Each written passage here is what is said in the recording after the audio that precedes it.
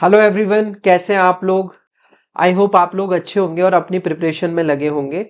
आज हम test ranking का जो कि लाइव मॉक थर्ड है उसके जीएस का एनालिसिस करेंगे और ये एनालिसिस बहुत ही शानदार रहने वाला है। तो चलिए शुरू करते हैं।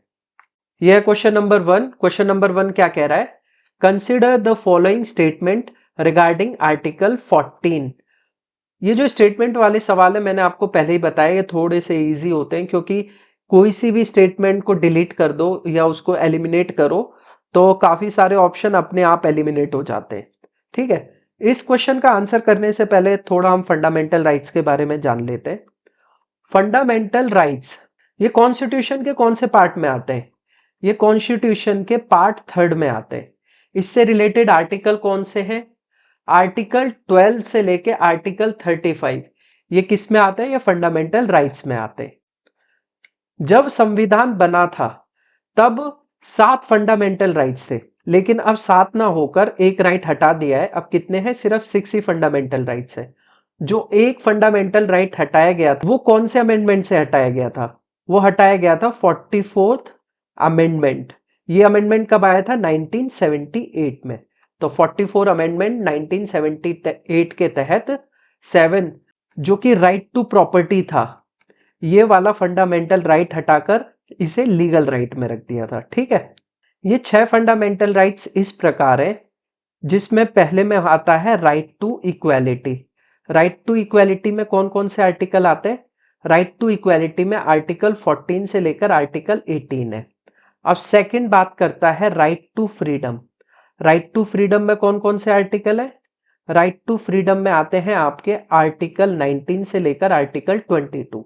और थर्ड है right to protection against exploitation. इसमें आर्टिकल 23 और आर्टिकल 24 है, जिसमें बंधुआ मजदूरी वगैरह एक्सप्लॉयटेशन की बात की हुई है। फोर्थ है फ्रीडम ऑफ रिलीजन और पांचवा फंडामेंटल राइट है cultural and educational right. Cultural and educational right. और छठा फंडामेंटल राइट बात करता है कॉन्स्टिट्यूशनल रेमेडीज की। कॉन्स्टिट्यूशनल रेमेडीज में आता है आपका आर्टिकल 32 और कल्चरल एंड एजुकेशनल राइट में आपके आते हैं आर्टिकल 29 और आपका आर्टिकल 30। जो आर्टिकल 31 है, आर्टिकल 31 हो गया और आर्टिकल 19(1)(f ये आपके राइट टू प्रॉपर्टी थे। राइट टू प्रॉपर्टी जिसको आपको 44 अमेंडमेंट के द्वारा हटा दिया गया था। आपका right to freedom of religion में आर्टिकल 25 से लेकर आर्टिकल 28 तक आता है। अब चलो थोड़ा आर्टिकल 14 के बारे में जान लेते हैं। आर्टिकल 14 किसकी बात करता है? मैंने बताया आपको कि ये आपका राइट टू इक्वालिटी में आता है। तो ये बात करता है, इसकी दो की कॉन्सेप्ट है या दो की एस्पेक्ट्स है। वो कौन कौन से है? एक तो हो गया आपका equality before law. Equality before law, ये जो इक्वालिटी बिफोर लॉ है ये एक नेगेटिव कॉन्सेप्ट है और लिया कहां से गया है? ये आपका लिया गया है ब्रिटिश कॉन्स्टिट्यूशन से लिया गया है। ठीक है, दूसरा आपका की कॉन्सेप्ट है जो है इक्वल प्रोटेक्शन ऑफ लॉ। ये इक्वल प्रोटेक्शन ऑफ लॉ ये एक पॉजिटिव कॉन्सेप्ट है।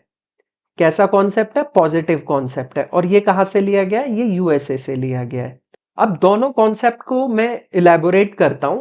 इक्वालिटी बिफोर लॉ क्या कहता है? इक्वालिटी बिफोर लॉ कहता है कि कानून के सामने सभी इक्वल है, उनमें कोई डिस्क्रिमिनेशन नहीं है। चाहे वो कोई नेता हो या आम आदमी हो, कोई भी हो, अगर किसी ने मर्डर किया है तो डेथ पेनल्टी जिसे कैपिटल पनिशमेंट कहते हैं वो सबको मिलेगी, सबको बराबर मिलेगी, चाहे वो नेता हो चाहे आम आदमी हो, मतलब सबको इक्वली देखा जाएगा। लेकिन इक्वल प्रोटेक्शन ऑफ लॉ बात करता है क्लासिफिकेशन की। अब ये क्लासिफिकेशन क्यों किया जाता है इसको जरा हम समझेंगे। इसको ऐसे समझते हैं, मान लो एक अडल्ट है, एक आदमी है जिसकी एज 18 प्लस है, वही एक बच्चा है जिसकी एज 12 प्लस है। अब इसने भी मर्डर किया है और इसने भी मर्डर किया है, तो दोनों को सेम तरीके से सजा नहीं दी जाएगी। इसके लिए अलग कानून है और इसके लिए अलग कानून है। जैसे महिलाएं हैं उनके लिए अलग कानून है। तो ये जो है इक्वल प्रोटेक्शन जो ये बात करता है, ये बात करता है equal treatment in equal circumstances. Equal treatment तभी मिलेगा जब इक्वल सर्कमस्टांसेस होंगे। ऐसा नहीं है कि किसी के लिए सर्कमस्टांसेस अलग है तो उसको सेम सजा मिलेगी। वो सर्कमस्टांसेस क्या हो सकते हैं?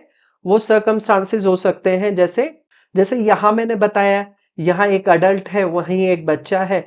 अब इसमें इतनी बुद्धि नहीं है ना, जितनी इसमें, जितनी ये समझ रखा है वो उतनी इसमें नहीं है ना 12 साल के बच्चे में। तो एक जैसा ट्रीटमेंट हम दोनों को नहीं दे सकते। तो ये है इक्वल प्रोटेक्शन ऑफ लॉ। अच्छा, वापस स्टेटमेंट पे चलते हैं। स्टेटमेंट क्या कह रहा है? फर्स्ट स्टेटमेंट क्या कह रहा है? Article 14 guaranteed absolute equality to all person in India. ये तो गलत है, क्योंकि अभी हमने देखा equal protection of law. Equal protection of law में सर्कमस्टांसेस की बात कर रहा है कि इक्वल ट्रीटमेंट तभी दिया जाएगा जब इक्वल सर्कमस्टांसेस होंगे। तो ये वाला स्टेटमेंट तो गलत हो गया।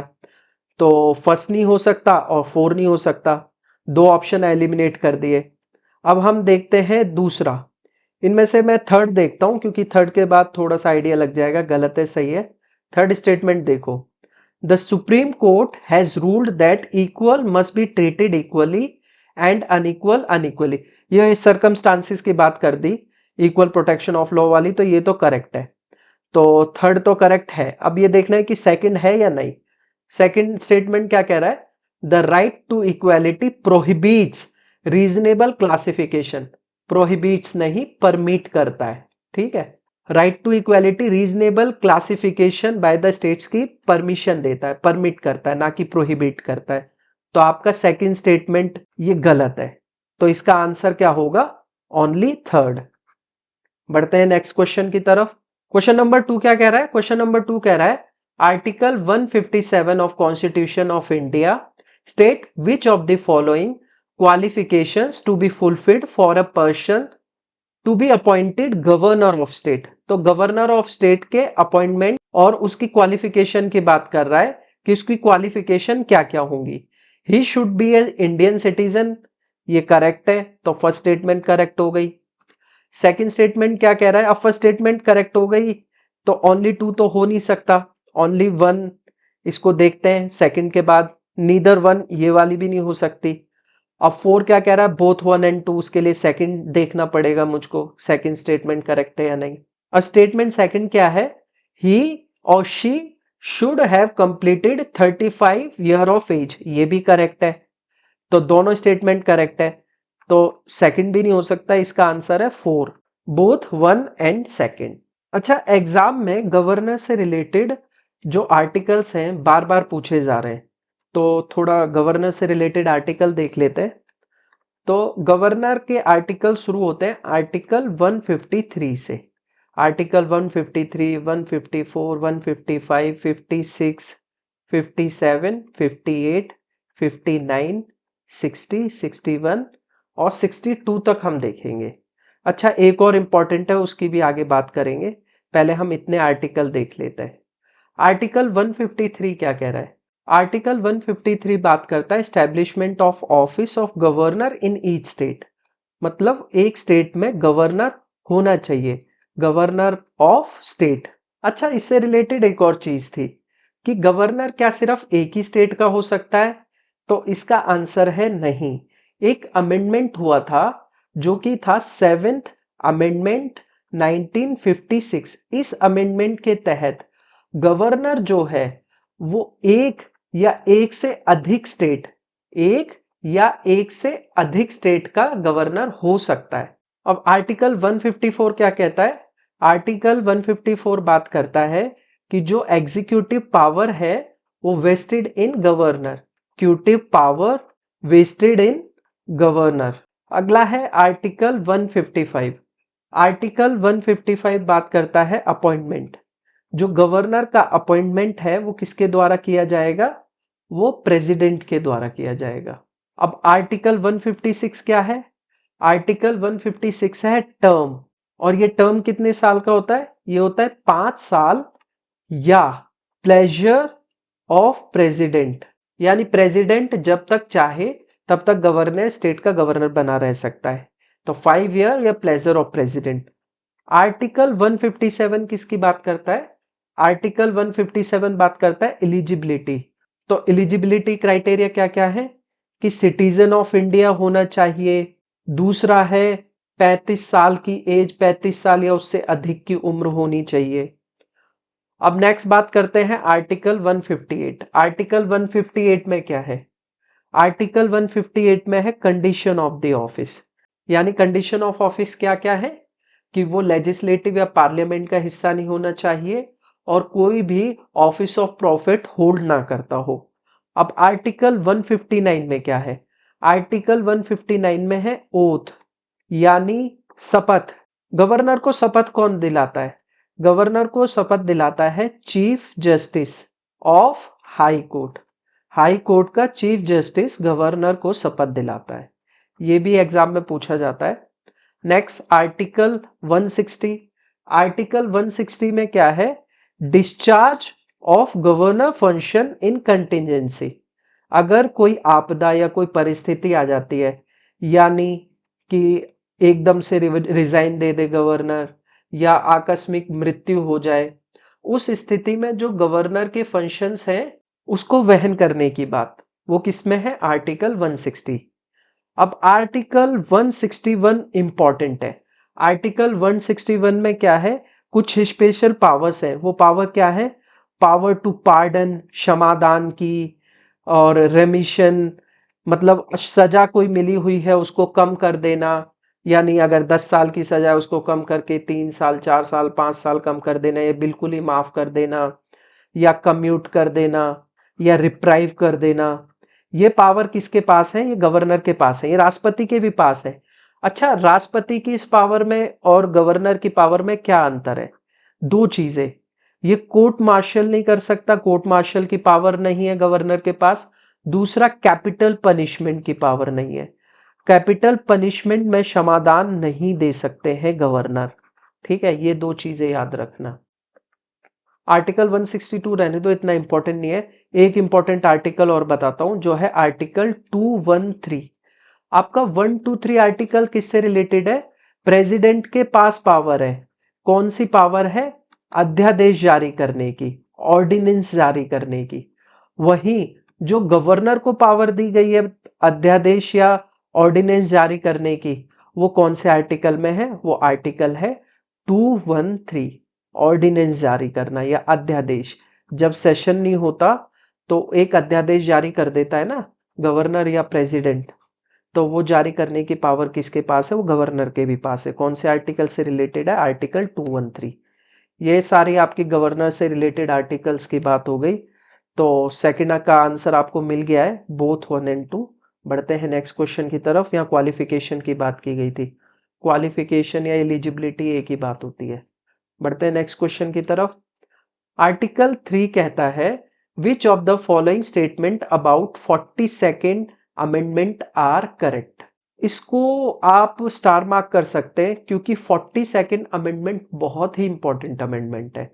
इससे रिगार्डिंग बहुत आपके फंडामेंटल राइट्स में अमेंडमेंट हुए थे, आपके डीपीएसपी में अमेंडमेंट हुए थे, और फंडामेंटल ड्यूटीज है वो भी 42nd अमेंडमेंट के तहत ही लाई गई थी। आपका प्रेम्बल में भी अमेंडमेंट 42nd अमेंडमेंट के तहत हुए थे। तो ये एक इंपॉर्टेंट अमेंडमेंट है। अब स्टेटमेंट पढ़ लेते हैं पहले। फर्स्ट स्टेटमेंट कह रहा है it is also called the mini constitution. इसे लघु संविधान कहा जाता है। ये सही है। 42nd अमेंडमेंट को ही लघु संविधान कहा जाता है। Second, it was brought during a financial emergency. ये गलत है स्टेटमेंट। फाइनेंशियल इमरजेंसी तो आज तक लगी नहीं है। ये कौन सी इमरजेंसी थी? ये थी नेशनल इमरजेंसी। ये लगाई कब गई थी? 75 में लगाई गई थी, 76 में भी थी। तो पहला तो सही है लेकिन दूसरा गलत है। तो पहला सही, दूसरा गलत। ये तो गलत हो जाएगा। इसमें दो ऑल भी गलत हो जाएगा। ये भी गलत हो गया। 3 and 4 ओनली, ये तो नहीं है। तो एक ही आंसर है। देखो, दो स्टेटमेंट पढ़ी और हमको आंसर मिल गया। अब थर्ड फोर पढ़ लेते हैं। 42nd amendment act was included in 1976, correct है। और it insert word such as socialist secular integrity in preamble, ये भी सही है। ठीक है, तो इसका आपको आंसर मिल गया होगा फर्स्ट, थर्ड एंड फोर्थ। तो थोड़ा सा इसके बारे में हम जान लेते हैं और इससे रिलेटेड जो अमेंडमेंट हुए थे वो देख लेते हैं। 42nd अमेंडमेंट 1976 ये कब लाया गया था? तब देश में लगी थी नेशनल इमरजेंसी। किसके द्वारा लगाई गई थी? ये मुझको आप कमेंट में लिखकर बताना किसके द्वारा लगाई गई थी। इससे रिलेटेड प्रेम्बल में क्या अमेंडमेंट हुए? प्रेम्बल में 3 वर्ड जोड़े गए, एक आपका सोशलिस्ट और आपका जोड़ा गया सेक्युलर और थर्ड इंटेग्रिटी। दूसरा फंडामेंटल राइट्स में क्या अमेंडमेंट हुए थे? फंडामेंटल राइट्स में आर्टिकल 31C में कुछ पर्टिकुलर अमेंडमेंट से रिगार्डिंग थे जो कि बाद में निरस्त कर दिए थे 44th अमेंडमेंट 1978 के तहत। आपका डीपीएसपी में क्या क्या अमेंडमेंट थे? डीपीएसपी में कुछ इंपॉर्टेंट अमेंडमेंट थे जैसे 39A जो फ्री लीगल एड की बात करता है, दूसरा था 43A और थर्ड था आपका 48A। इसे मैंने कैसे याद रखा है ये मैं थोड़ा सा आपको स्टोरी के थ्रू ही बताऊंगा। 43A किसकी बात करता है? वर्कर्स का पार्टिसिपेशन किस में? मैनेजमेंट में पार्टिसिपेशन। 48A किसकी बात करता है? ये प्रोटेक्शन ऑफ एनवायरनमेंट की बात करता है। अच्छा, इसे कैसे समझ सकते हैं? इसे ऐसे मैंने याद किया था, एक पॉटरी थी जिसका धुआं निकलता था जिसकी वजह से जो आसपास वर्कर्स रहते थे, वर्कर जिस पॉटरी में काम करते थे उसके पास ही रहते थे, उस धुएं की वजह से उनको बीमारियां होने लगी। तो जो वर्कर थे वो कोर्ट पहुंच गए, अब उनके पास पैसे तो थे नहीं, तो एक अमेंडमेंट लाया गया 39A जिसके तहत उन्हें फ्री लीगल एड दी गई। अब फ्री लीगल एड दी गई, उसमें क्या उनके पक्ष में कानून आया? तो वो कानून आया था 43A जिसमें उनको पार्टिसिपेशन मिल गया मैनेजमेंट में, वो अब पार्टिसिपेट कर सकते थे, जिसकी वजह से उन्होंने क्या किया?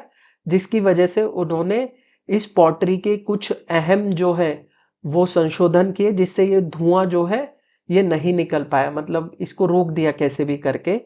तो इन्होंने क्या किया? इन्होंने 48A जिसके तहत क्या हुआ कि इन्होंने एनवायरनमेंट की प्रोटेक्शन की। ऐसे याद रख सकते हैं। कुछ ट्रिक है, अब कई ट्रिक बेहुदा भी होती है पर बेतुकी होती है, पर क्या होता है इन ट्रिक से आप याद रख सकते हो। तो ये मेरा तरीका है याद रखने का। अब नेक्स्ट चीज क्या थी कि फंडामेंटल ड्यूटीज थी, वो भी किससे, कौन से अमेंडमेंट के द्वारा लाई गई थी? वो भी आपके 42nd अमेंडमेंट 1976 के द्वारा लाई गई थी।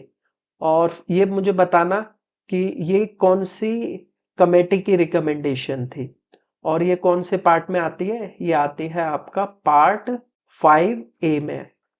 तो बढ़ते हैं नेक्स्ट क्वेश्चन की तरफ। अगला क्वेश्चन क्या है? अगला क्वेश्चन है question number 4।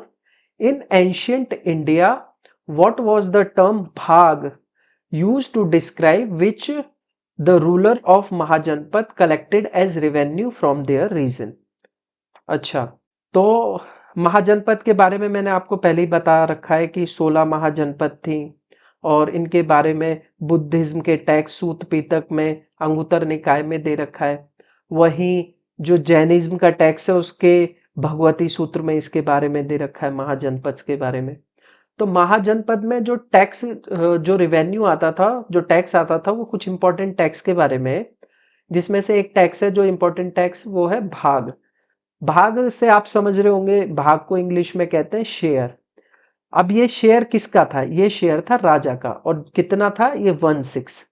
1/6 of agriculture produce. Agriculture produce मतलब कोई खेती होती है और उसमें कुछ मुनाफा होता है, तो जो मुनाफा है उसका 1/6 जो हिस्सा है वो राजा को दिया जाएगा। और वो किससे कलेक्ट किया जाता था?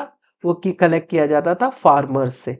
बिजनेसमैन से भाग कलेक्ट नहीं किया जाता था, उनसे शुल्क कलेक्ट किया जाता था, जो जैसे टोल टैक्स वगैरह होता है ना, वो कलेक्ट किया जाता था। तो ये कोई भी ऑप्शन नहीं है। और सोल्जर से तो कोई कुछ कलेक्ट नहीं किया जाता था टैक्स वगैरह। तो आंसर है आपका 1 फार्मर। अच्छा, और एक और टैक्स था, इसे बाली कह लो या बली कह लो। ये कैसा टैक्स था? ये वॉलेंट्री टैक्स था।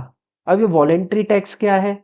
मान लो कोई साल है जिसमें खेती बहुत ही अच्छी हो गई, इसमें पैसा नहीं देना होता था, इसमें आप ग्रेन्स दे सकते थे या पशु दे सकते थे, कैटल दे सकते थे, कुछ भी दे सकते थे, उपहार एक तरीके का कि देखो कितनी अच्छी फसल हुई है, अब इसका थोड़ा सा हिस्सा हम राजा को उपहार में दे सकते हैं। पहले ये वॉलेंट्री था, फिर इसे कंपलसरी कर दिया था इस टैक्स को। तो शुरुआत में ये वॉलेंट्री टैक्स था, बलि। तो बढ़ते हैं नेक्स्ट क्वेश्चन की तरफ। अगला क्वेश्चन है question number 5। Buddhism is one of the world major religion originated in India dash BC with Siddharth Gautam and over the next millennia it's spread across Asia and rest of the world। तो ये Buddhism की बात कर रहा है। अच्छा, इसका answer करने से पहले मैं आपको थोड़ा सा बुद्धिज्म के बारे में समझा देता हूँ, देन इसका आंसर करेंगे हम। बुद्धिज्म के आने का कारण था जो एक सोशल कंडीशन हो गई थी उस टाइम, जो महाजनपद थी वहां पर लोगों की कंडीशन बिगड़ती जा रही थी, जो वर्ण सिस्टम है उसकी वजह से लोग बहुत परेशान थे। तो बुद्धिज्म के फाउंडर थे गौतम बुद्ध। गौतम बुद्ध के बचपन का नाम क्या था? गौतम बुद्ध के बचपन का नाम था सिद्धार्थ। इनका जन्म कब हुआ ये पूछा जाता है। इनका जन्म हुआ था 563 बीसी में। और कहाँ हुआ था? लुम्बिनी। अब ये लुम्बिनी है कहाँ? आज ये है नेपाल में। और मृत्यु कब हुई? इनकी मृत्यु हुई 483 बीसी। 483 बीसी में ही पहली बुद्धिज्म काउंसिल भी हुई थी, इस वजह से मुझे ये ईयर याद रह जाता है। तो 483 में डेथ हुई थी गौतम बुद्ध की। अब ये मुझे बताना कहाँ हुई थी, ये एक इंपॉर्टेंट क्वेश्चन है। बुद्धिज्म में 4 नोबल ट्रुथ की बात की जाती है। वो 4 नोबल ट्रुथ क्या क्या है? वो 4 ट्रुथ क्या है? पहला कि संसार में दुख है, दुख यानी सफरिंग। अब उस सफरिंग का कारण क्या है? उस सफरिंग कारण है डिजायर, इंसान की इच्छाएं उसका कारण है।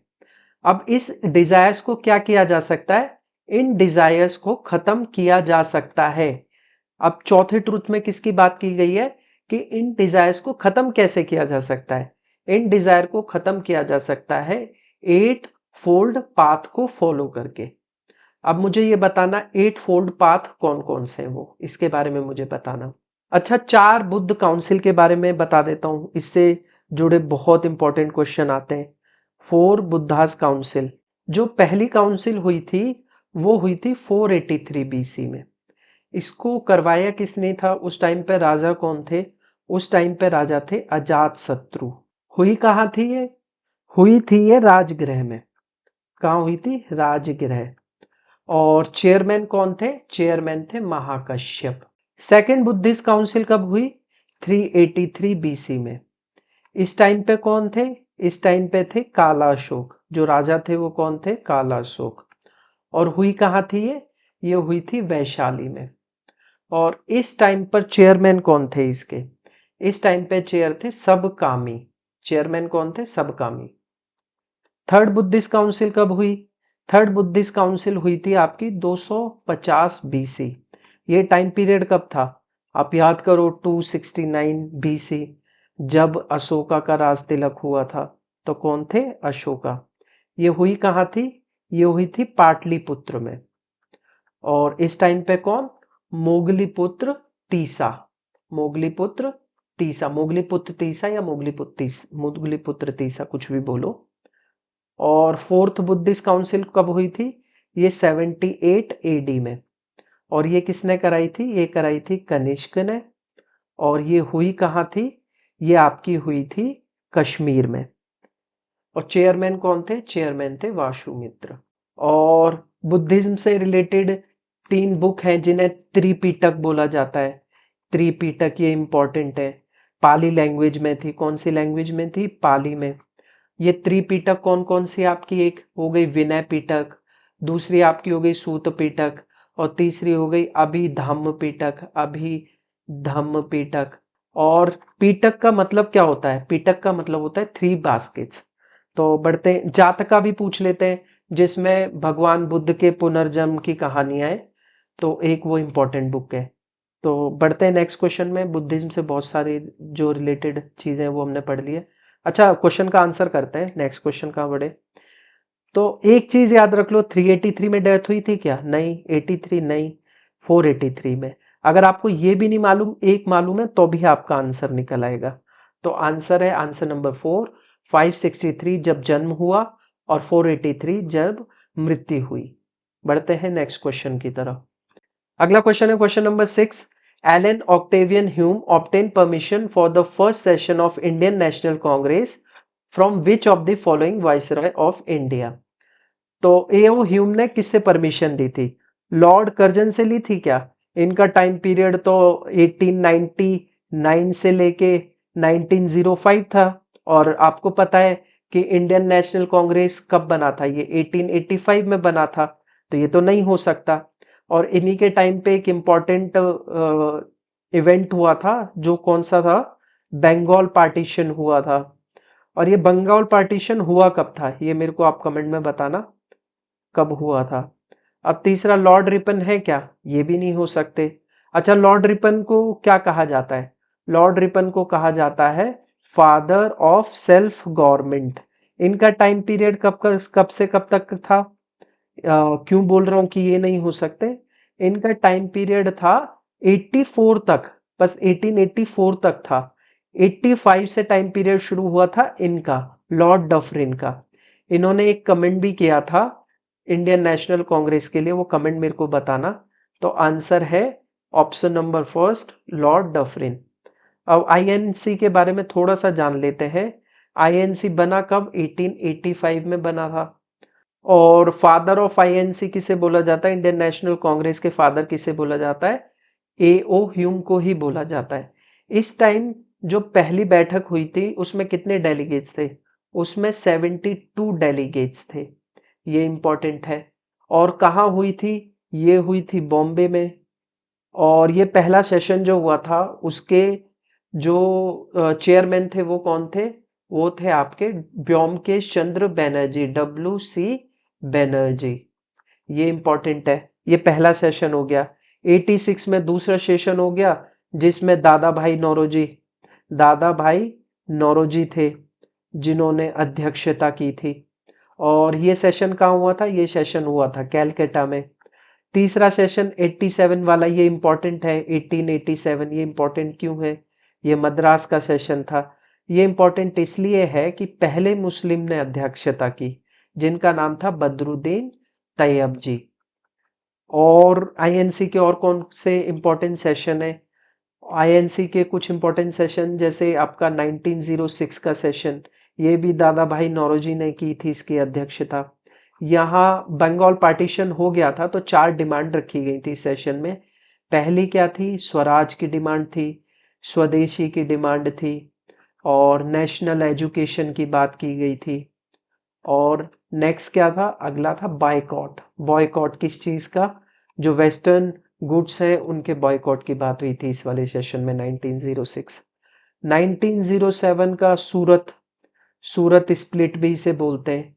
इसमें क्या हुआ था? इसमें जो मॉडरेट्स थे और जो आपके एक्सट्रीमिस्ट थे वो अलग हो गए थे। एक्सट्रीमिस्ट में कौन? लाल बाल पाल। और मॉडरेट्स के ही थे रास बिहारी घोष, बोस नहीं, रास बिहारी घोष। इन्होंने ही अध्यक्षता की थी सूरत वाले सेशन की। एक इंपॉर्टेंट सेशन है 1916 वाला, इसके अंबिका चरण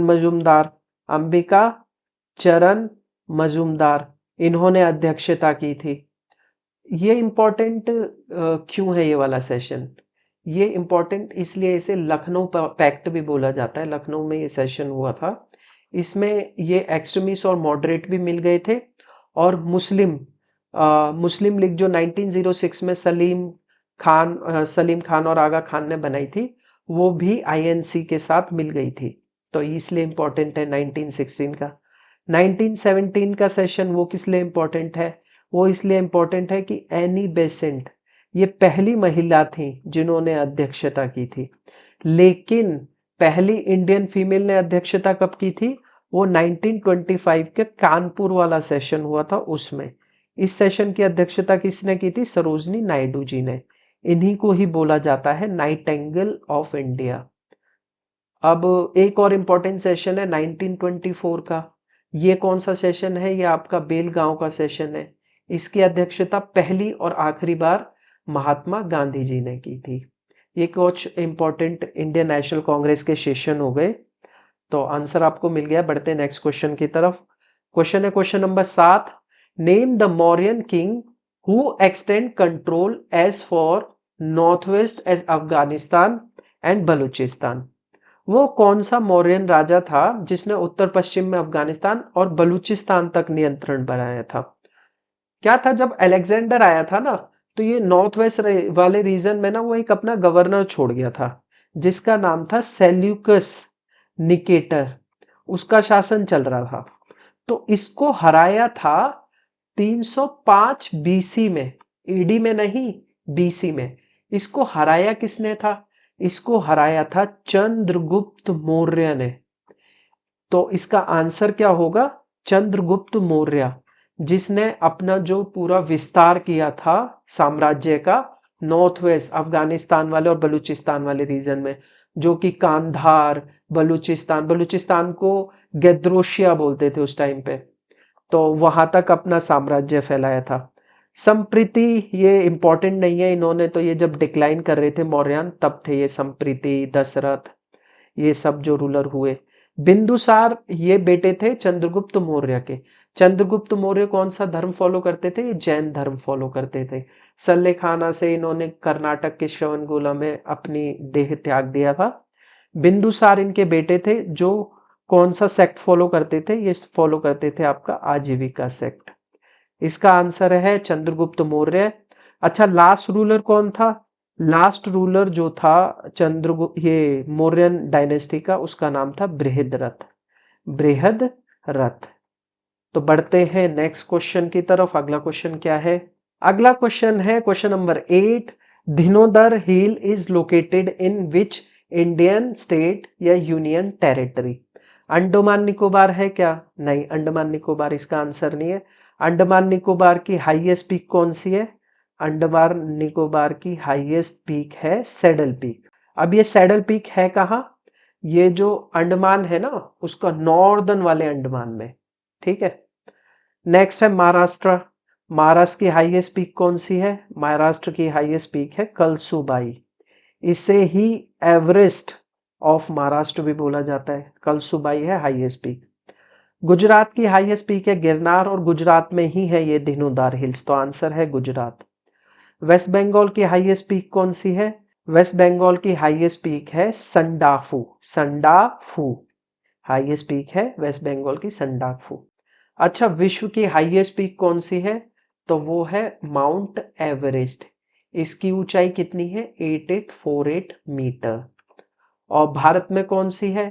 तो भारत में है K2 या गॉडविन ऑस्टिन, जिसकी ऊंचाई कितनी है? 8611 मीटर। ये थोड़ा सा डिस्प्यूटेड जोन में है। अगर ये ना दे आंसर में, तो होगा आपका कंचनजुंगा। कंचनजुंगा की हाइट कितनी है? कंचनजुंगा की हाइट है 8598 मीटर। या तो ये भारत की हाईएस्ट पीक होगी या ये। अगर ये आंसर में नहीं है तो ये इसका आंसर होगा, कंचनजुंगा। और आपका ये जो केरला वाले रीजन है, इसकी जो हाईएस्ट, साउथ की जो हाईएस्ट पीक कौन सी है? वो है अन्नामुदी। ये कहां पर है? केरला में। और कौन सी हिल्स में? अन्नामलाई की हिल्स में। ये एक इंपॉर्टेंट हो गया। अच्छा, तो बढ़ते हैं नेक्स्ट क्वेश्चन की तरफ। अगला क्वेश्चन क्या है? अगला क्वेश्चन है क्वेश्चन नंबर 9। ये क्या कहता है? Which light colour igneous rock has grain large enough to visible with the unaided eye? अच्छा, रॉक की बात कर रहा है तो थोड़ा रॉक के बारे में हम पढ़ लेते हैं, फिर इसका हम आंसर करेंगे। उसके लिए मैंने फोटो भी लगाई हुई है। तो जो भारत में रॉक है वो कितने टाइप की है? वो है 3 तरह की। सबसे पहली है इग्नियस, और दूसरी है आपकी कौन सी? Sedimentary rocks. Sedimentary rocks. और थर्ड टाइप ऑफ रॉक्स कौन सी आपकी? मेटामॉर्फिक। इसे ही बोला जाता है रूपांतरित चट्टाने, मेटामॉर्फिक रॉक। अब इनमें अंतर क्या है वो बता देता हूं। इग्नियस रॉक जो ये है, जो आपका लावा या मैग्मा जो निकलता है वॉल्केनो से या वॉल्केनिक इरप्शन से जो लावा या मैग्मा निकलता है, वो जो ठंडा होता है उससे जो चट्टानें बनती हैं वो होती हैं इग्नियस रॉक। और इसमें भी क्लासिफिकेशन है, दो तरह की होती है ये। एक तो होती है इंट्रूसिव और दूसरी होती है एक्सट्रूसिव। अब ये इंट्रूसिव और एक्सट्रूसिव नाम से ही पता चल रहा है। मान लो ये वॉल्केनो है, अगर वॉल्केनो के अंदर ही लावा ठंडा होके वहां चट्टानें बन गई तो वो हो गई इंट्रूसिव, और बाहर निकल के जब मैग्मा या लावा ठंडा हो जाता है उससे चट्टानें बनती है, वो होती है एक्सट्रूसिव। इससे इसके एग्जाम्पल क्या है? इसका एग्जाम्पल, इंट्रूसिव का एग्जाम्पल है एक ग्रेनाइट हो गया, और वहीं एक्सट्रूसिव का एग्जाम्पल क्या है? बेसाल्ट। ये मैं ग्रेनाइट और बेसाल्ट का ही क्यों दे रहा हूँ? क्योंकि ये ही बहुत इंपॉर्टेंट है और यही बार बार पूछते हैं। तो ग्रेनाइट और बेसाल्ट इंट्रूसिव और एक्सट्रूसिव। अच्छा, जो मटेरियल है उसके आधार पे भी इनको डिवाइड करते हैं फेल्सिक और माफिक करके। जैसे ग्रेनाइट को बोला जाता है फेल्सिक और आपका बेसाल्ट रॉक को बोला जाता है मैफिक। तो ये थोड़ा सा डीप चीजें हो गई, तो ये बस ऐसे याद रख लेना आप। और नेक्स्ट है सेडिमेंट्री रॉक।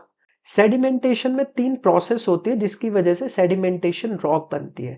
पहली प्रोसेस है एक्यूमुलेशन। एक्यूमुलेशन का मतलब होता है इकट्ठा होना, मतलब जो छोटी छोटी जो चट्टानें या जो पार्टिकल्स हैं वो इकट्ठे होते हैं। फिर उनका क्या होता है? उनका होता है कॉम्पैक्शन, मतलब उनको जैसे उन पे प्रेशर पड़ता है या टेम्परेचर या हीट की वजह से वो कॉम्पैक्ट होती हैं। और बाद में उनका होता है सीमेंटेशन। सीमेंटेशन का मतलब सीमेंट की तरह एकदम जैसे हार्ड हो जाती हैं। तो ये वाली जो चट्टानें होती है सेडिमेंट्री, ये लेयर्स में होती हैं, और इन्हीं की लेयर्स के बीच में फॉसिल्स पाए जाते हैं। तो पूछा भी जाता है फॉसिल्स कहाँ पाए जाते हैं? ये फॉसिल्स पाए जाते हैं सेडिमेंट्री रॉक्स में। इसके एग्जाम्पल क्या क्या हो सकते हैं? इसका एग्जाम्पल हो सकता है सैंडस्टोन हो गया, इसका एक एग्जाम्पल आपका लाइमस्टोन हो गया, स्टोन जिसमें लगा है, कोयला, कोल इसका एक एग्जाम्पल हो गया। अब बात करते हैं मेटामॉर्फिक रॉक्स। अब ये मेटामॉर्फिक रॉक क्या होता है कि प्रेशर या हीट की वजह से सेडिमेंट्री या इग्नियस रॉक जब अपना रूपांतरित हो जाती हैं, मतलब इग्नियस रॉक और सेडिमेंट्री रॉक्स अपना रूप बदल लेते हैं, उसे कहते हैं मेटामॉर्फिक रॉक। अब इसमें भी क्लासिफिकेशन होता है, एक फॉलिएटेड होती हैं और नॉन फॉलिएटेड होती हैं। ये नॉन फॉलिएटेड कौन सी होती हैं? जिसमें लेयर नहीं होती हैं, और फॉलिएटेड वो होती हैं जिसमें लेयर्स होती हैं। इसके एग्जाम्पल क्या क्या हो सकते हैं?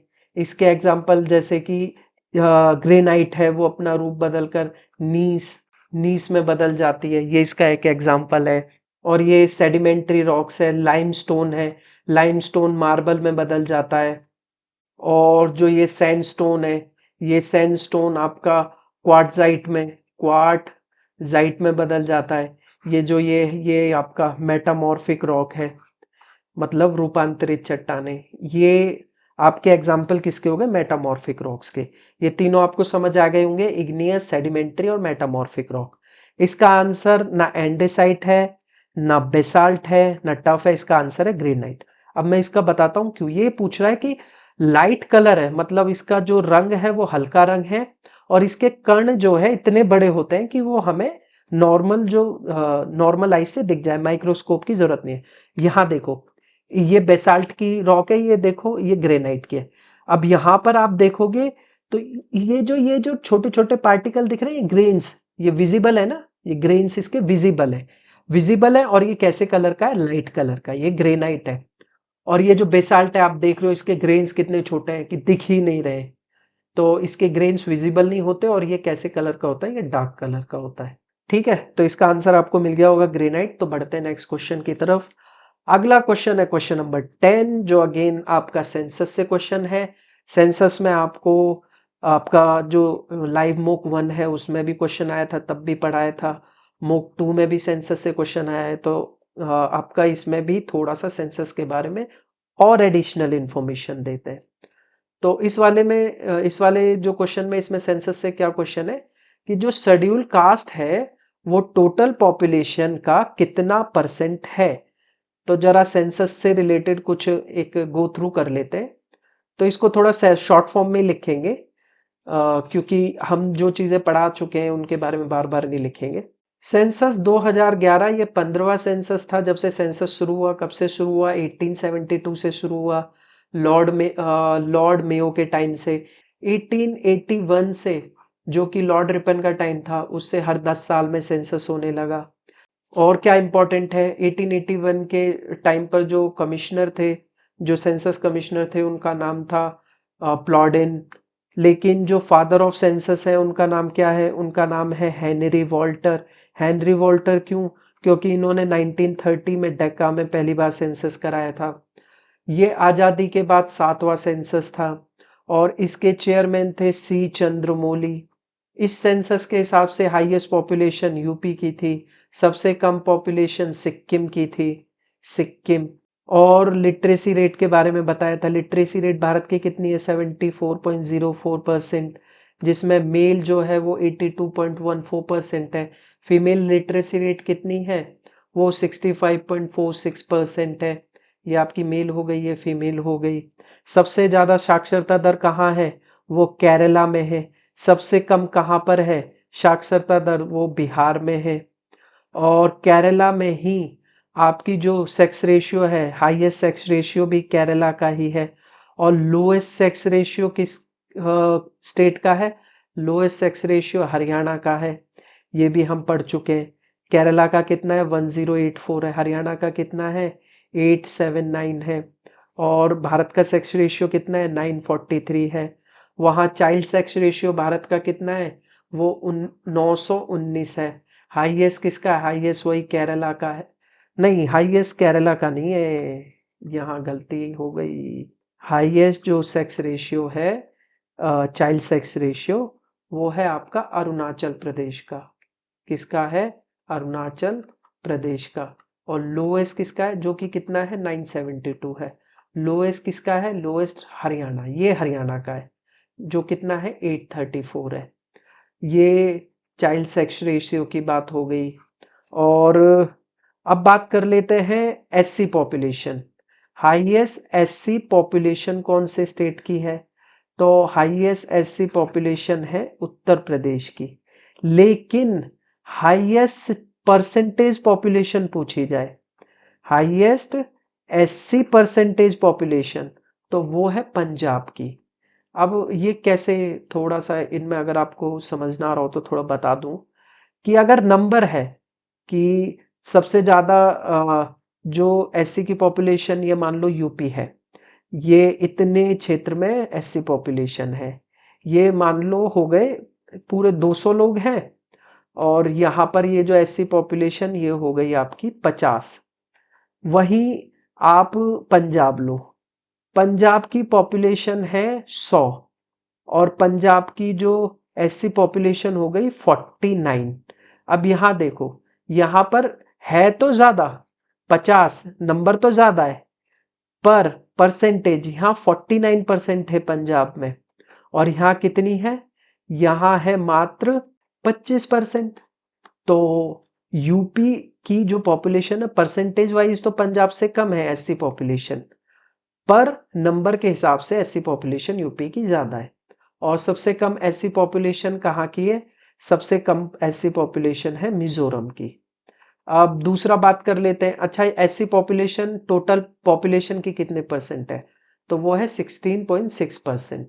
वहीं एसटी पॉपुलेशन की बात करें, हाईएस्ट एसटी पॉपुलेशन है आपकी एमपी मध्य प्रदेश में, और लोएस्ट एसटी पॉपुलेशन कहाँ की है? नागालैंड की।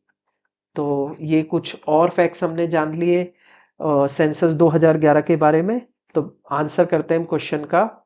तो 8.6 है? नहीं, ये भी नहीं है। आंसर है इसका थर्ड, 16.6% है टोटल पॉपुलेशन की। किसकी पॉपुलेशन? एससी की। तो बढ़ते हैं नेक्स्ट क्वेश्चन पे। अगला क्वेश्चन है क्वेश्चन नंबर 11। इन 1851 1851 में किसने डिस्कवर किया था एडी करंट का phenomena? which flow in closed loop within conductor in plane perpendicular to the magnetic field। ये एडी करंट का ये जो फिनोमिना था किसने डिस्कवर किया था? इसका आंसर करना है। तो मैं आपको एडी करंट समझा देता हूं क्या है, थोड़ा सा एक एक्सपेरिमेंट था उसके थ्रू बता देता हूं। ये मान लो ये नॉर्थ हो गया, ये वाला, ये एक मैग्नेट हो गई, ये एक मैग्नेट है और ये एक मैग्नेट है, ये दो मैग्नेट है और इसके बीच में एक डिस्क है। ये जैसे आपने ग्राइंडर नहीं देखा, वो ग्राइंडर मूव करता है। अब आप वो फ्रीली मूव करेंगे तो उसमें कोई फोर्स नहीं लगती, ठीक है। लेकिन जब इस ग्राइंडर को ये दो जो मैग्नेटिक पोल है इनके बीच में रखा गया तो यहां एक मैग्नेटिक फील्ड है। अब इस मैग्नेटिक फील्ड की वजह से ये मैग्नेटिक फील्ड चेंज होगा तो इसको घुमाने के लिए और फोर्स लगेगी। वो फोर्स क्यों लगेगी? क्योंकि इसके मैग्नेटिक फ्लक्स कह लो या मैग्नेटिक करंट कह लो, इसकी वजह से एक इंड्यूस होगा इसके अंदर करंट। वो करंट इंड्यूस होगा, उस करंट को क्या बोला जाता है? उस करंट को ही बोला जाता है एडी करंट। और वो एडी करंट क्या करता है? वो अपोज करता है, जो इस डिस्क को घुमाने के लिए जो फोर्स लग रही है ना उसको अपोज करता है ये करंट। जिसकी वजह से क्या होता है, ये जो फोर्स जो लगती है इसकी वजह से बहुत ज्यादा हीट हो जाती है डिस्क और कई बार मेल्ट भी हो जाती है।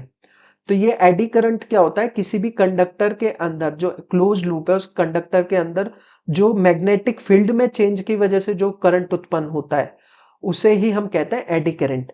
ये फिनोमिना किसने दिया था? ये फिनोमिना दिया था लियोन फौकल्ट ने। ये लियोन फौकल्ट वो ही हैं जिन्होंने अर्थ को रोटेशन को समझाने के लिए, जो अर्थ का रोटेशन है उसको समझाने के लिए इन्होंने फोकल्ट पेंडुलम का भी आविष्कार किया था। किसका? फोकल्ट पेंडुलम।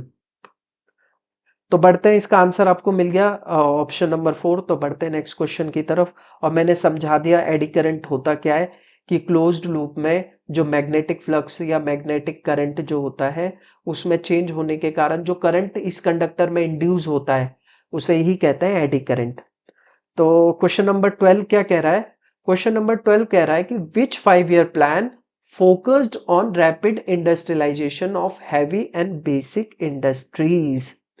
ये 5 ईयर प्लान क्या है? देश की अर्थव्यवस्था को सुधारने के लिए या देश में तरक्की के लिए एक प्लान लाया गया। ये पहली बार लाया गया था 1951 में, जो 1956 तक चला। इसे ही हम कहते हैं फर्स्ट 5 ईयर प्लान। इसमें 5 सालों की एक रूपरेखा तैयार की जाती थी कि हम किस किस क्षेत्र में जोर देंगे और हमको क्या क्या सुधार करने। तो पहला जो 5 ईयर प्लान लाया गया था वो कब लाया गया था? 1951 से लेकर 56 पर। ये कौन से मॉडल पर आधारित था ये पूछा जाता है। तो ये आधारित था हेरोड डोमर मॉडल। अब इस प्लान में क्या था? ये वाला फर्स्ट ईयर वाला मॉडल ये सीधा सिर्फ बात करता था, इसका ऑब्जेक्टिव था एग्रीकल्चर डेवलपमेंट, एग्रीकल्चरल डेवलपमेंट की बात करता था। तो ये हो गया आपका फर्स्ट 5 ईयर प्लान। और सेकंड 5 ईयर प्लान कब से कब तक था? वो था 56 से लेकर 61 तक। और ये कौन से मॉडल पे आधारित था? ये था महालनोबिस, महालनोबिस मॉडल पर आधारित था सेकंड 5 ईयर प्लान। और इसमें किस चीज की बात हुई थी? यही है जिसका ऑब्जेक्टिव था रैपिड इंडस्ट्रियलाइजेशन।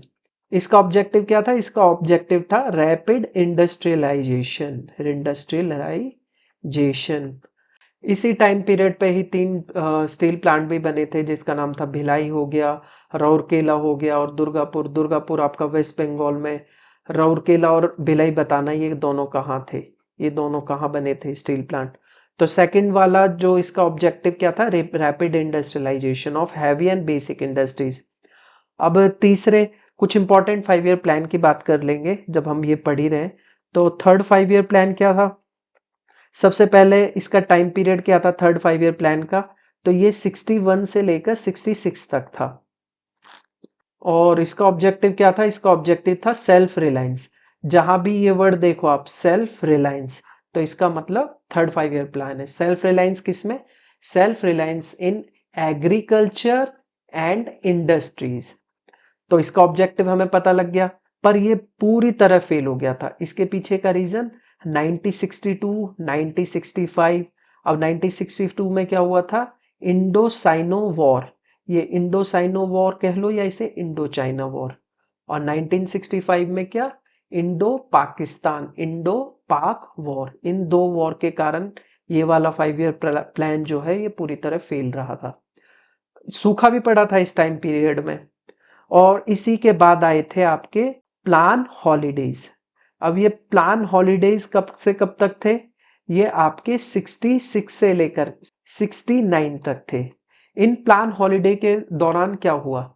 इन प्लान हॉलीडे के द्वारा जो शॉर्ट टर्म गोल थे, जो इमीडिएट क्राइसिस है, इमीडिएट क्राइसिस, उससे लड़ने के लिए तुरंत कुछ सॉल्यूशन निकालने थे, उन पर बात चर्चाएं होनी थी।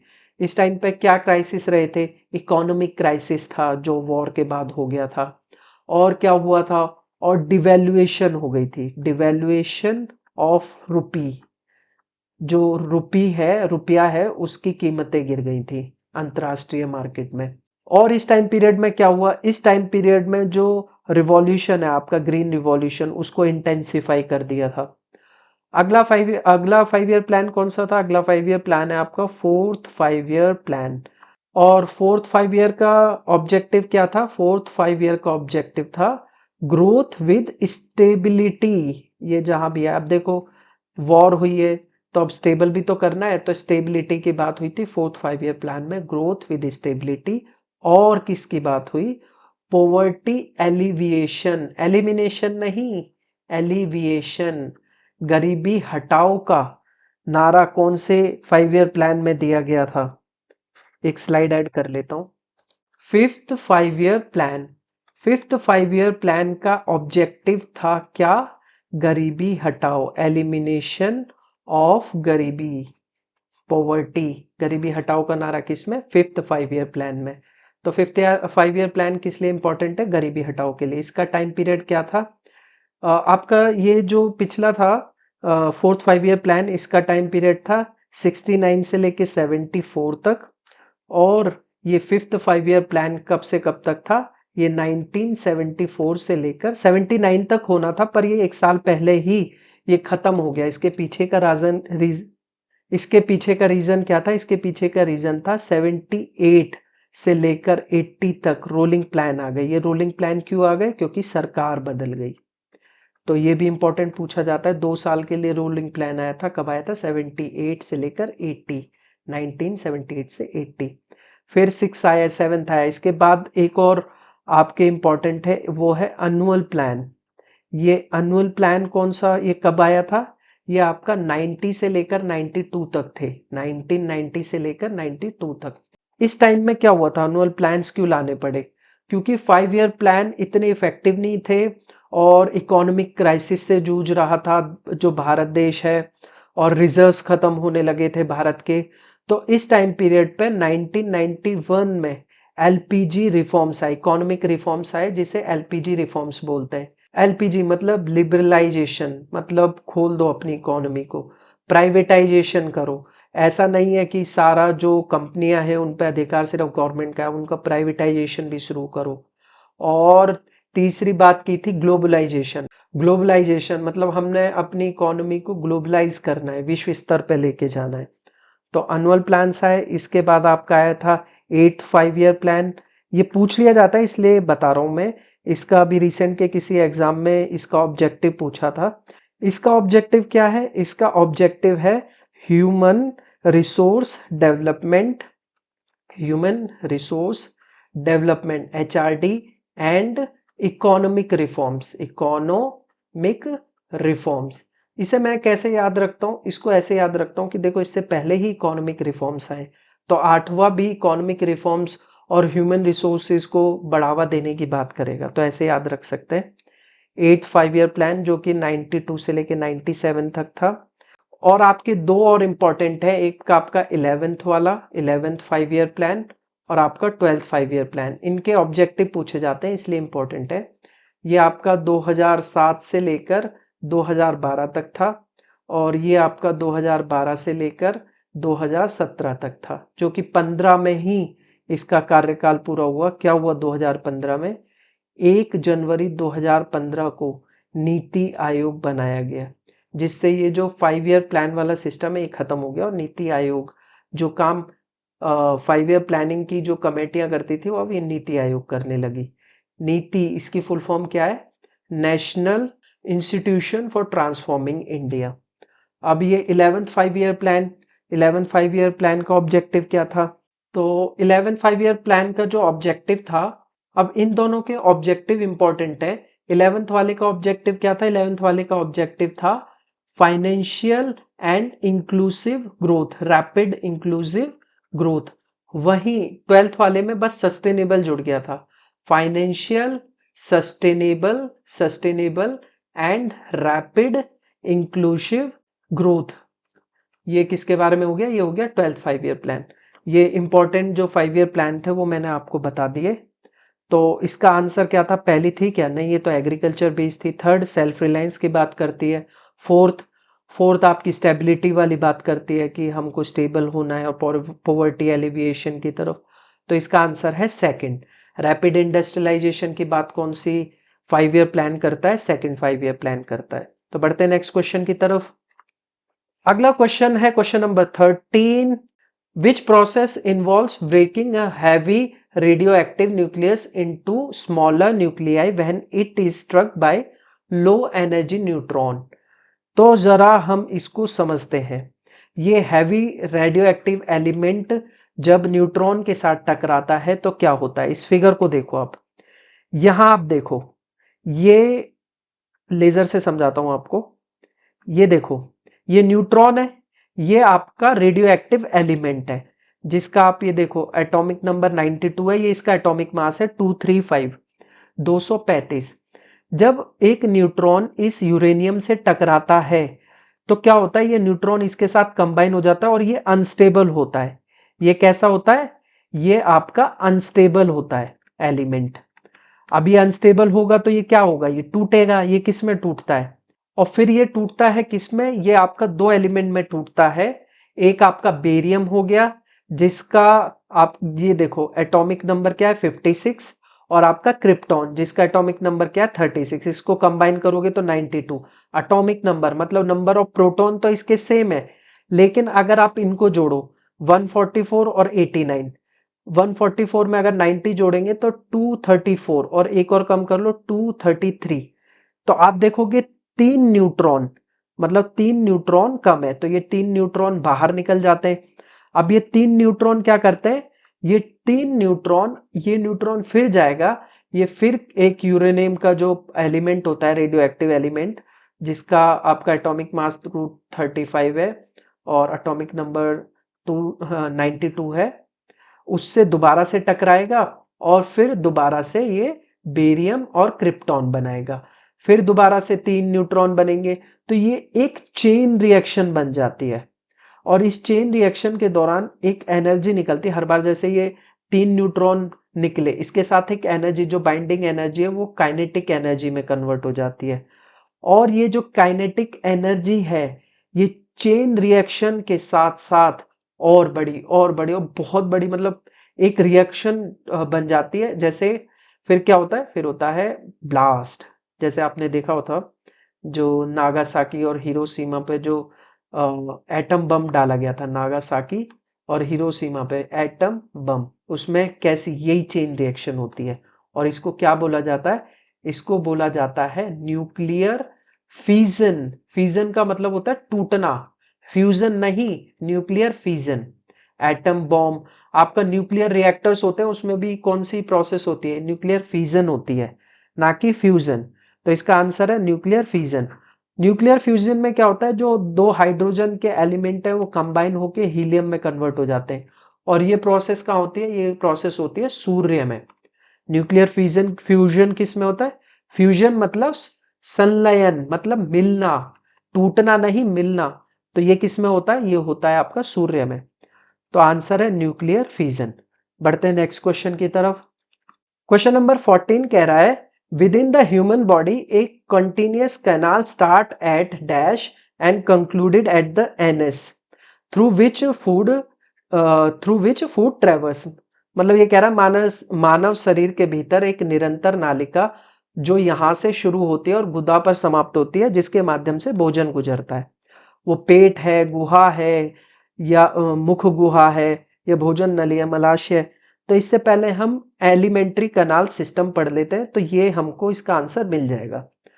तो शुरू करें।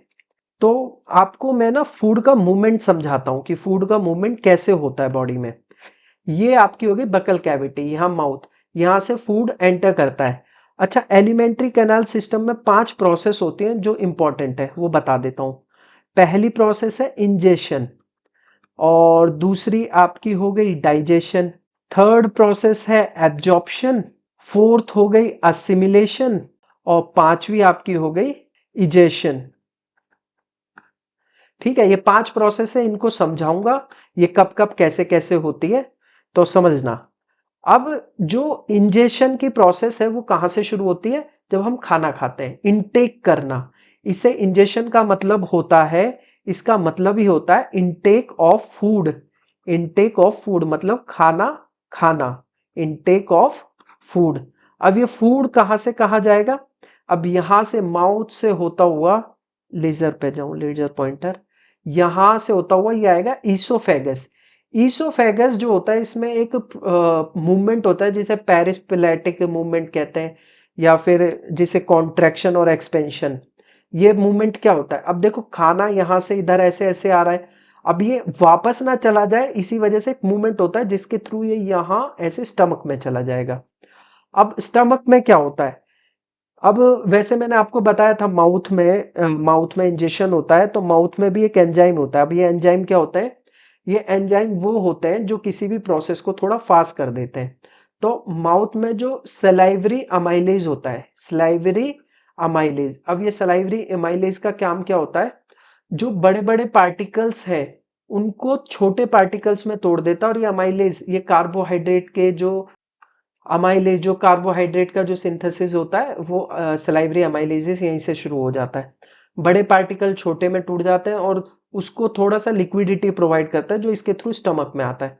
अब स्टमक में 3 इंपॉर्टेंट चीजें हैं। गैस्ट्रिक जूस होता है, और उस गैस्ट्रिक जूस में क्या क्या होता है? एक तो होता है HCl, और आपका एक एंजाइम होता है जिसका नाम है आपका पेप्सिन, और एक रेनिन। रेनिन को बोला जाता है मिल्क कर्डलिंग एंजाइम। कौन सा एंजाइम? Milk curdling enzyme. वहीं HCl क्या करता है? ये बैक्टीरिया जो होते हैं ना, जो मुंह के थ्रू खाने में जो आते हैं, उनको खत्म करने का काम करता है HCl। अब देखो पेट में HCl है जिसका pH 2 से नीचे है, वो पेट की लाइनिंग को नहीं खराब करेगा? नहीं करेगा। क्यों? ये जो पेट की लाइनिंग होती है ना, यहाँ पे एक लेयर होती है जिसको बोलते हैं म्यूकस, जो किसको बचाती है? जो स्टमक को बचाती है। अच्छा, अब ये दूसरा है पेप्सिन, ये सिंथेसिस किसका करता है? ये प्रोटीन सिंथेसिस में हेल्प करता है। अब यहां से पेट से जो खाना है वो कहाँ जाएगा? अब यहां से स्पिंटर मसल्स की हेल्प से ये खाना कहाँ आ जाता है? ये खाना आ जाता है आपके ये वाला, इसे कहते हैं स्मॉल इंटेस्टाइन। अच्छा, ये जो स्मॉल इंटेस्टाइन, इसे स्मॉल क्यों बोला जाता है, इसे लार्ज क्यों बोला जाता है, जबकि लेंथ इसकी ज्यादा, इसकी साइज के हिसाब से। ये देखो, ये नैरो होती है और ये वाइड होती है, इसलिए इसे लार्ज इंटेस्टाइन बोलते हैं और इसे स्मॉल इंटेस्टाइन बोलते हैं। अच्छा, स्मॉल इंटेस्टाइन में आने से पहले यहाँ तो एसिडिक हो गया, जो एनवायरमेंट है, जो खाना है वो तो एसिडिक हो गया। तो इसको जो बेसिक कंडीशन प्रोवाइड कौन करता है? ये बेसिक कंडीशन प्रोवाइड करता है आपका बाइल जूस। और ये बाइल जूस कहाँ से निकलता है? ये आप देख रहे हो, लीवर, लीवर के पास बाइल डक्ट होती है जिससे बाइल जूस निकलता है, जो एक तो काम करता है इमल्सिफिकेशन ऑफ फैट, और दूसरा क्या करता है? ये जो स्मॉल इंटेस्टाइन है, इसका जो एनवायरमेंट है, एनवायरमेंट कंडीशन उसको एसिडिक से बेसिक बना देता है, ताकि कौन सा? पेप्सिन एसिडिक कंडीशन में काम करता है, लेकिन एक और एंजाइम है ट्रिप्सिन, वो आपका बेसिक कंडीशन में काम करता है, वो कर पाए। तो स्मॉल इंटेस्टाइन में कौन कौन से एंजाइम होते हैं? स्मॉल इंटेस्टाइन में आपका अमाइलेज होता है, ट्रिप्सिन होता है, और आपका लाइपेज होता है। ये लाइपेज क्या करता है? ये सिंथेसिस करता है फैट का, ट्रिप्सिन प्रोटीन का, और अमाइलेज कार्ब्स का। अच्छा, ये जो स्मॉल इंटेस्टाइन है 3 भागों में डिवाइड होती है। एक तो होती है ड्यूडेनम, और जेजुनम, और इलियम। अब ये ड्यूडेनम वाला जो हिस्सा है ये तो ऊपर की तरफ ही होता है। सबसे पहले यहाँ जो ये वाला हिस्सा है ये ड्यूडेनम है, फिर ये इलियम है, फिर सॉरी जेजुनम है, फिर इलियम। ये इलियम क्या होता है? ये इलियम का मैं स्ट्रक्चर आपको समझाता हूँ। ये ऐसे विलाई होते हैं इलियम में। ये क्या करते हैं, ये सरफेस एरिया प्रोवाइड करते हैं। ये जो सेकंड प्रोसेस हुई है डाइजेशन, डाइजेशन के बाद जो एब्जॉर्प्शन होता है वो इस इलियम की ये जो विलाई है इनके थ्रू होता है। अब यहाँ पर जो है ब्लड वेसल्स होती हैं, इसमें जाके जो जितने भी न्यूट्रिएंट्स है फूड है वो असिमिलेट कर जाते हैं और वो हर सेल पर पहुंच जाता है, मतलब सेल को न्यूट्रिएंट्स प्रोवाइड हो जाता है। अब इसके बाद क्या होता है, इसके बाद जो फूड है वो कहाँ पहुंचता है, इसमें लार्ज इंटेस्टाइन में। अच्छा, लार्ज इंटेस्टाइन में ये वाला हिस्सा देख रहे हो, वेस्टिजियल ऑर्गन इसे बोलते हैं, इसे कहते हैं अपेंडिक्स। पहले तो इसे बोलते थे कि ये वेस्टिजियल मतलब वेस्ट है, पर अब जो डिस्कवरी हुई है उसमें पता लगा है कि जो गुड बैक्टीरियाज हैं वो यही होते हैं, मतलब कि ये जो डाइजेस्टिव सिस्टम है पूरा इसको रिबूट करने का काम करते हैं वो बैक्टीरिया।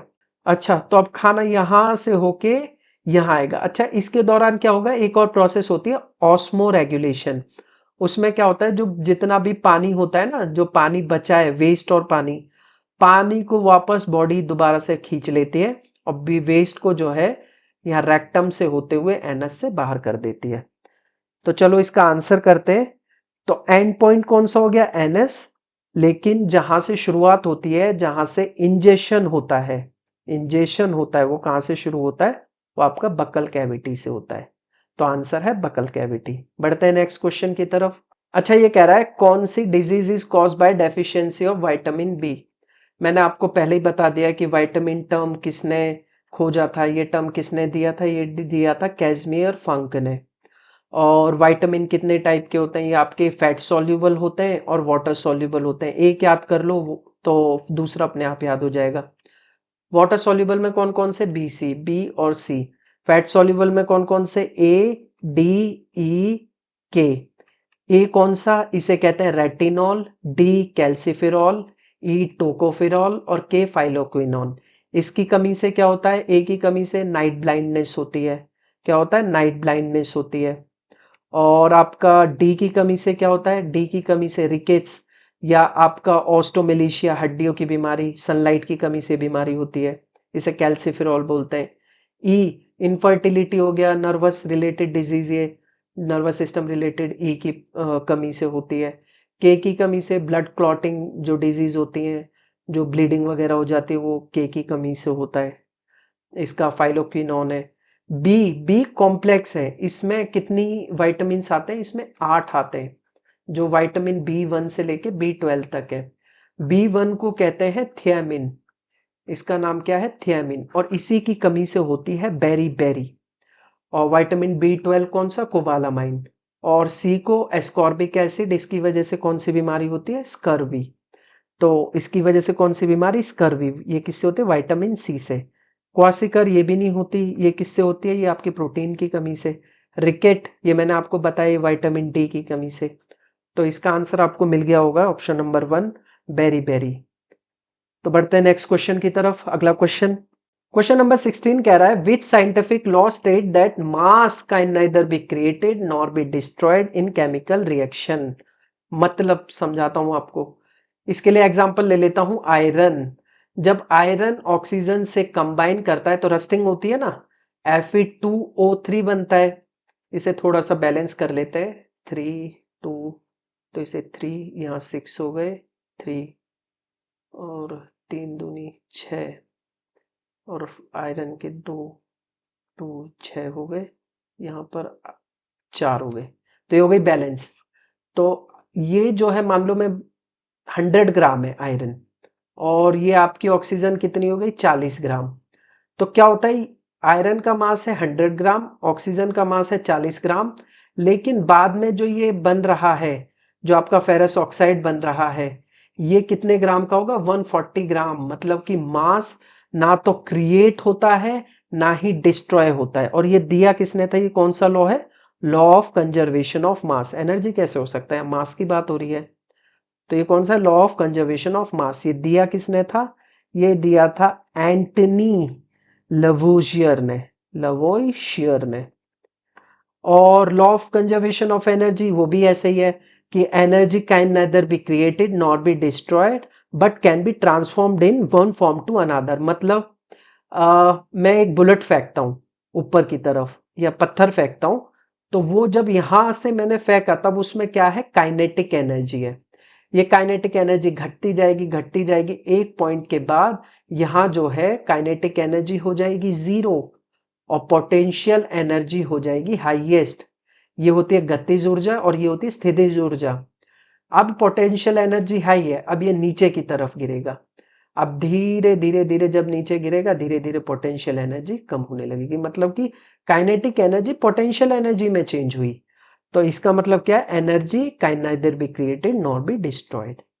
तो बढ़ते हैं नेक्स्ट क्वेश्चन की तरफ। अगला क्वेश्चन क्या कह रहा है, अगला क्वेश्चन है question number 17, which of the following state is famous for नबा कलेबारा फेस्टिवल। नबा कलेबारा फेस्टिवल, तो बताना है कौन से राज्य में ये फेस्टिवल मनाया जाता है। तो कुछ इंपॉर्टेंट फेस्टिवल देख लेते हैं। वेस्ट बंगाल में न्यू ईयर कौन से नाम से मनाया जाता है, पहला पहला बैसाख। और कौन सा फेस्टिवल मनाया जाता है, एक बाउल फेस्टिवल मनाया जाता है यहाँ पे। और कौन सा फेस्टिवल है, दुर्गा पूजा। दुर्गा पूजा एक फेस्टिवल हो गया। और त्रिपुरा में कौन कौन से, गरिया पूजा, गरिया पूजा हो गया। और खर्ची पूजा हो गया। और एक और है खर्ची पूजा, होजागिरी। होजागिरी, और कौन सा मनाया जाता है, होजागिरी फेस्टिवल। ये सारे कहाँ, त्रिपुरा के हो गए। सिक्किम का सबसे इंपॉर्टेंट है आपका लोसूंग फेस्टिवल। लोसूंग हो गया, सगाडावा हो गया। ये फेस्टिवल कहाँ मनाए जाते हैं, सिक्किम में। ये फेस्टिवल कहाँ मनाया जाता है, नबा कलेवारा फेस्टिवल, ये ओडिशा में। इसका आंसर है ओडिशा। ओडिशा में और कौन से फेस्टिवल, नोआखाई फेस्टिवल, नोआखाई। और आपका राज पर्व हो गया। और आपका रथ यात्रा हो गया, रथ यात्रा। रथ यात्रा और बाली यात्रा, ये कुछ इंपॉर्टेंट त्योहार हो गए। अच्छा, कोणार्क फेस्टिवल भी हो गया, कोणार्क फेस्टिवल। ये भी कहाँ मनाए जाते हैं, ये आपके उड़ीसा में। तो इसका आंसर आपको मिल गया उड़ीसा। बढ़ते हैं नेक्स्ट क्वेश्चन की तरफ। अगला क्वेश्चन है ये क्वेश्चन नंबर 18, क्या कह रहा है, what was the minimum capital requirement for banks to be nationalise in 1969। इसके ऑप्शन है 10 करोड़, 20 करोड़, 40 करोड़ या 50 करोड़। अच्छा, समझते हैं पहली बार नेशनलाइजेशन कब हुआ था भारत में, 1969 में हुआ था। कितने बैंक का नेशनलाइजेशन हुआ था, 14 बैंक। 14 बैंक का राष्ट्रीयकरण हुआ था। इस टाइम पे प्राइम मिनिस्टर कौन थी, किन्होंने किया था, ये इंदिरा गांधी जी ने किया था।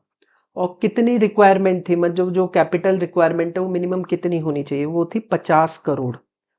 दूसरी बार और राष्ट्रीयकरण हुआ वो किस साल में हुआ, मुझे बताना। कितने बैंक का हुआ था उस टाइम, 6 बैंक।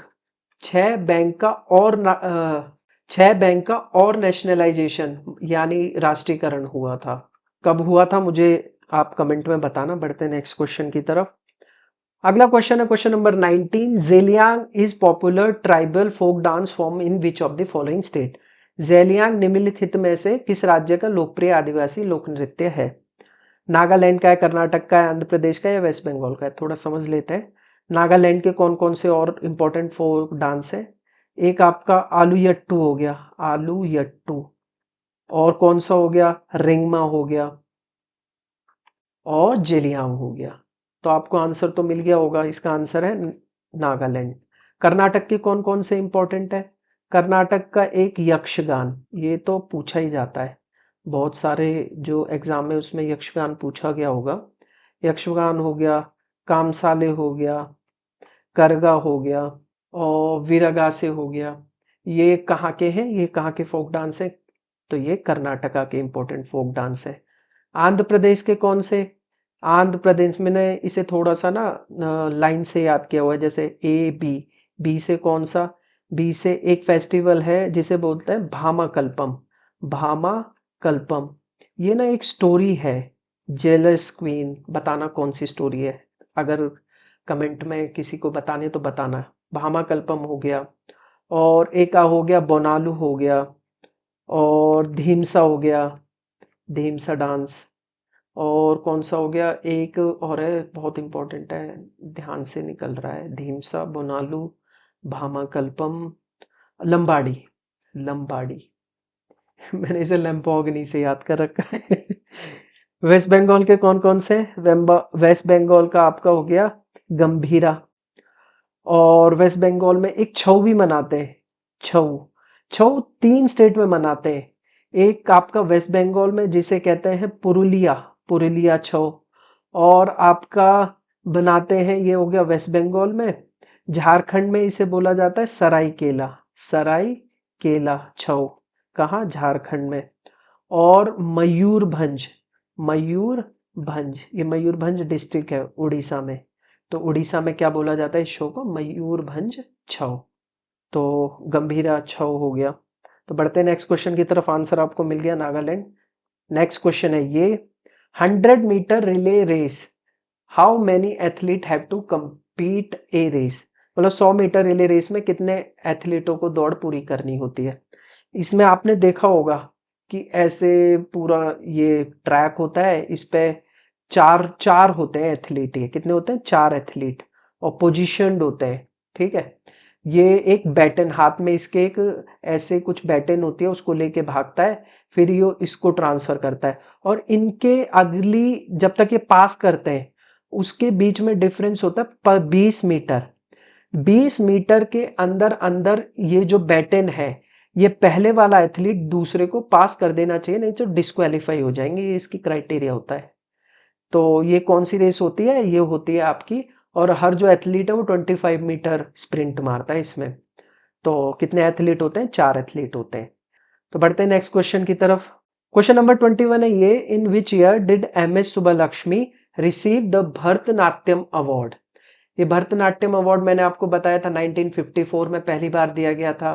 किन लोगों को दिया गया था, कौन पर्सनैलिटीज थे, सी राजगोपालाचारी हो गए, दूसरे थे सर्वपल्ली राधाकृष्णन, और तीसरे थे आपके सीवी रमन। सीवी रमन को किस लिए दिया गया था, रमन इफेक्ट के लिए इन्हें नोबेल पुरस्कार दिया था, कब, 1930 में। क्या दिया था, नोबेल प्राइज दिया गया था। कब इन्होंने सीवी इफेक्ट, रमन इफेक्ट की खोज की थी, ये की थी 28 फैब 1928 में, और इसी को ही नेशनल साइंस डे के रूप में मनाया जाता है। ये बात हो गई भारत रत्न। लेकिन भारत रत्न म्यूजिक के क्षेत्र में पहली बार किसको दिया गया था, तो वो दिया गया था MS सुब्बालक्ष्मी को। कब दिया गया था, 1998 में। MS सुब्बालक्ष्मी को एक और नाम से भी जाना जाता है, वो बोलते हैं इन्हें क्वीन ऑफ कार्नेटिक म्यूजिक। किस नाम से, क्वीन ऑफ कार्नेटिक म्यूजिक। इसके बाद 1919 में ही दिया गया, तुरंत 1 साल बाद, म्यूजिक के क्षेत्र में। वो किसको मिला था, पंडित रविशंकर। अब ये पंडित रविशंकर कौन है, ये एक फेमस पर्सनैलिटी है। किसके लिए फेमस है, सितार के लिए। इनकी बेटी अनुष्का शंकर भी सितार बजाती हैं। अच्छा, इनकी जो वाइफ थी जिनका नाम था अन्नपूर्णा देवी, वो किसके लिए फेमस थी, तो 1919 में रविशंकर को मिला। बिस्मिल्लाह खान, बिस्मिल्लाह खान, इनको कब मिला था, ये किसके लिए, इनको मिला था शहनाई, शहनाई। इसमें जो शहनाई होती है ऐसी इतनी बड़ी होती है, इसमें कितने छेद होते हैं, ये क्वेश्चन पूछा गया है। 1 2 3 4 5 6, बताना कितने जो होल्स होते हैं कितने होते हैं शहनाई में। इन्हें कब दिया गया था, वो मुझे बताना कि कब दिया गया था बिस्मिल्लाह खान को। लता मंगेशकर को कब दिया गया था, लता मंगेशकर को दिया गया था 2001 में भारत रत्न। MS सुब्बालक्ष्मी थी जिन्हें पहली बार रमन मैग्से से म्यूजिक के क्षेत्र में पद्म भूषण और पहली बार ही भरतनाट्यम मिला था। बढ़ते हैं नेक्स्ट क्वेश्चन की तरफ। अगला क्वेश्चन है question number 22, the Paryushan festival is observe by member of which of the following communities. तो मैं बताऊंगा, थोड़ा सा हिंट दूंगा। ये जो पर्यूषण फेस्टिवल है इसे 2 सेक्ट मनाते हैं। एक तो है श्वेतांबर, याद आ गया, दूसरे हैं दिगंबर। ये जो श्वेतांबर है ये 8 दिन के लिए मनाते हैं, और ये जो दिगंबर है ये 10 दिन तक मनाते हैं। इसमें क्या किया जाता है, इस फेस्टिवल में मेडिटेशन होता है, ध्यान लगाया जाता है, वर्शिप पूजा की जाती है, और रिपेंटेंस मतलब प्रायश्चित किया जाता है, और क्या किया जाता है, फास्टिंग व्रत रखा जाता है, और अपॉलॉजी मतलब वही प्रायश्चित, अपॉलॉजी कह लो, या फिर इसे ही कह लेते हैं हम रिपेंटेंस। रिपेंटेंस मतलब प्रायश्चित करना। तो ये सब किया जाता है पर्यूषण फेस्टिवल में। ये कौन सा सेक्ट मनाता है? ये आपका जैन धर्म। अब जैन धर्म, कितनी जैन काउंसिल हुई थी? 2 जैन काउंसिल हुई थी। कब कब हुई थी? किसके टाइम पीरियड में हुई थी? किसने कराई? पहली हुई थी 300 बीसी में। ये किसने कराई थी? चंद्रगुप्त मौर्य ने। चंद्रगुप्त मौर्य ने। कहाँ हुई थी? पहली जैन काउंसिल हुई थी पाटलिपुत्र में। पाटलिपुत्र। और दूसरी जैन काउंसिल कब हुई थी? 512 एडी। ये पहली हो गई, ये दूसरी हो गई। ये बीसी में, ये एडी में। ये किसने कराई? देवार्धी। देवार्धी ये कहाँ थी? ये वल्लभी गुजरात में। वल्लभी गुजरात। तो ये जैन काउंसिल है, इसको याद रखना। बढ़ते नेक्स्ट क्वेश्चन की तरफ। इसका आंसर मैंने कर दिया। हाँ, अगला क्वेश्चन है क्वेश्चन नंबर 23, जो कह रहा है which state has recently launch the witness protection scheme. Witness protection की बात की गई to safeguard witness in serious criminal cases. Punjab ने किया, उत्तर प्रदेश, उत्तराखंड नहीं। कहाँ ज्यादा जरूरत है विटनेस को बचाने की? हरियाणा में। ये किसने किया? हरियाणा ने। बढ़ते नेक्स्ट क्वेश्चन की तरफ। क्वेश्चन नंबर 24 ये पूछ रहा है which edition of national games are set to be hosted by state of Meghalaya 2027 में। मतलब ये नेशनल गेम्स का कौन सा संस्करण है जो मेघालय 2027 में होस्ट करेगी? तो ये है 39वां। 40वां हो नहीं सकता, 48वां हो नहीं सकता। आंसर है 39वां। 38वें कब है? 2025 में होने। कहाँ हो रहे हैं ये? उत्तराखंड। कहाँ पर? उत्तराखंड में। उत्तराखंड के हल्द्वानी में। और 39वें कहाँ होंगे? मेघालय में। पहली बार मेघालय में होंगे नेशनल गेम्स। तो बढ़ते हैं नेक्स्ट क्वेश्चन की तरफ।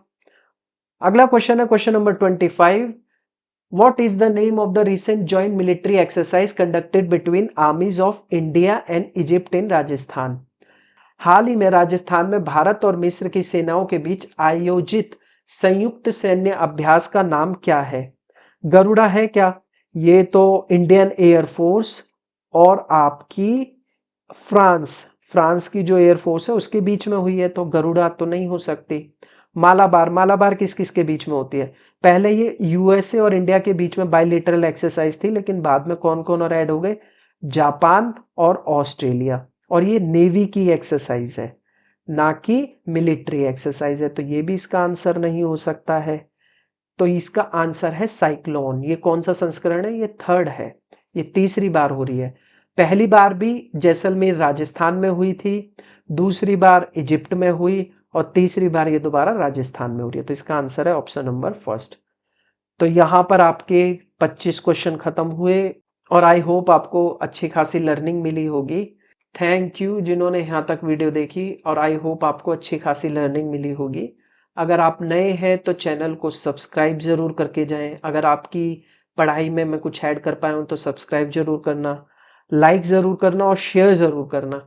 शेयर करोगे तो काफी सारे ऐसे स्टूडेंट तक भी वीडियो पहुंचेगी जिनको सही में जरूरत है, जिनको ऐसा एनालिसिस चाहिए।